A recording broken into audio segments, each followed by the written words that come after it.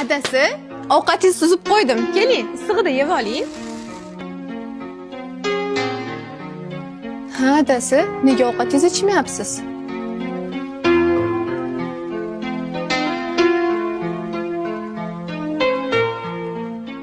Onasi, ahvolimizni qara. Ahvolimizga nima qilibdi? Hamma sharoitimiz bor-ku. Kartoshka bilan sabzini o'zini quruq suvga qaynatib ichib o'tiribmiz-ku. Ichida go'shti gul, loqal. Suyagi ham yo'q. Mana sovuq ham tushdi. Romga bitta oyna qoqib qo'yishga sharoitim yo'qligida salafan qoqib qo'yganman. Shularni hozir ko'rib turib, hamma sharoitimiz portayapsanmi?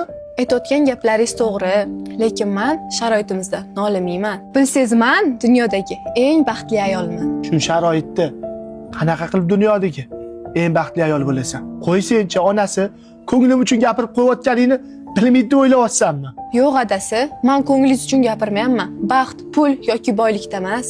Er xotinini, xotini erini tushunishini, sevishini o'zi katta baxt. Eri bo'lib turib, begona erkakda ko'ngli bor ayollar yo'q deb o'ylaysizmi?